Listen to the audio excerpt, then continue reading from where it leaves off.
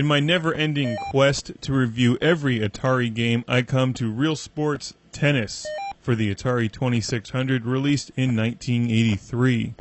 Of note is the ability to enter your own name in this game, which was quite rare for Atari 2600 games.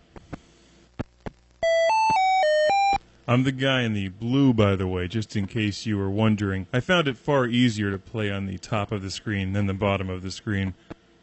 And the music for this game comes straight out of a cell phone. It's pretty awesome. The Real Sports series of games came out later in the life of the Atari 2600.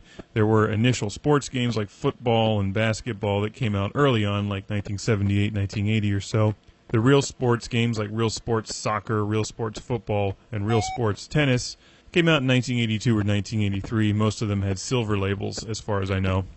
And true to their word, they started to look more like real sports games rather than just variations of Pong.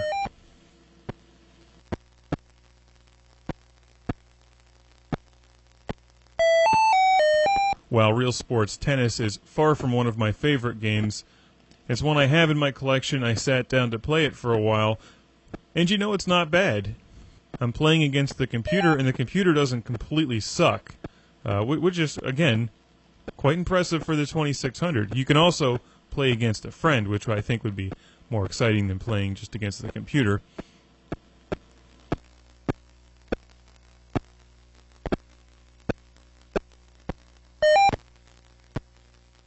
You can kind of control the direction that you're hitting the ball back at your opponent, and you really want to hit it with the racket rather than just a big block. That's what I was saying. This moved beyond just a version of Pong, like Video Olympics, for instance, where every game was basically Pong. You can play fast, you can play slow.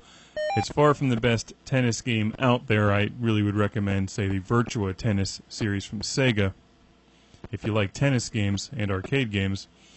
I am impressed with the technical quality of Real Sports Tennis. If you have some friends over, maybe this is one you'd like to pull out of your collection. I think you'll be surprised at how advanced it is for one of the Atari 2600 sports titles.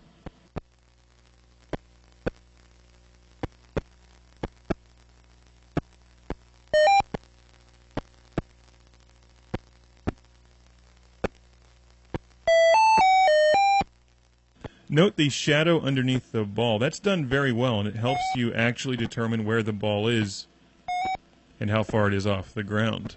Not bad. Very good for an Atari game. You know, I would suggest a few improvements, like the ability to beat your opponent's head in with the tennis racket after you win or lose. But regrettably, I was not programming Atari games back in the day, or there would have been a secret code to do that. The secret code would have been push the joystick towards your opponent and press the red button